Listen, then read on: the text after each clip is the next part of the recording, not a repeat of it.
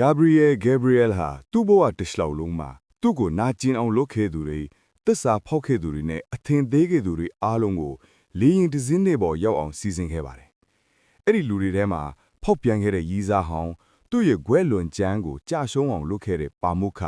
ငယ်စဉ်ကသူ့ကိုနှိပ်စက်ခဲ့တဲ့အတန်းဖော်သူ့ကိုအသွင်ပကြဘူးလို့ပြောခဲ့တဲ့ဆရာမအလုတ်ထုတ်ခဲ့တဲ့အထက်လူကြီးနဲ့သူ့ရဲ့စိတ်ကြမ်းမာရေးဆရာဝန်တို့တောင်ပါဝင်နေပါတယ်။အမှန်တရားကိုသိရှိသွားခြင်းလင်းရင်ဘော်ကခရီးသည်တွေစကားပြောရင်းနဲ့သူတို့အားလုံးမှာတူညီတဲ့ဆက်နွယ်မှုတစ်ခုရှိနေတာကိုတဖြည်းဖြည်းသတိထားမိလာကြပါတယ်။အဲ့ဒါကတော့သူတို့အားလုံးဟာ Gabriel Pasternak ဆိုသူကိုသိနေကြတာပါပဲ။အခြေအနေဟာဇိုဝီဇဝါဖြစ်ရာကနေသူတို့အားလုံးထောင်ချောက်ထဲရောက်နေပြီဆိုတာကိုသိလိုက်ရတဲ့အခါမှာတော့အလွန်အမင်းထိတ်လန့်တုန်လှုပ်သွားကြပါတယ်။လေရင်မောင်းကန်းကိုတိမ့်ပိုက်ခြင်း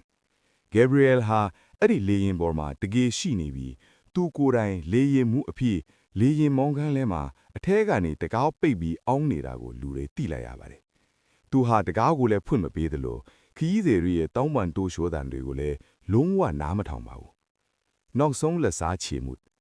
Gabriel ဟာသူ့ရဲ့နောက်ဆုံးလက်စားချေမှုအဖြစ်လေရင်ကိုအောက်ဖက်သို့ထိုးဆိုင်ချလိုက်ပါတယ်။ဗီဒီယိုရဲ့နောက်ဆုံးမှာတော့လေရင်ဟာနောက်ဖေးချန်ထဲမှာအေးအေးလူလူထိုင်နေတဲ့သူ့ရဲ့မိဘတွေရှိရာအိမ်ပေါ်ကို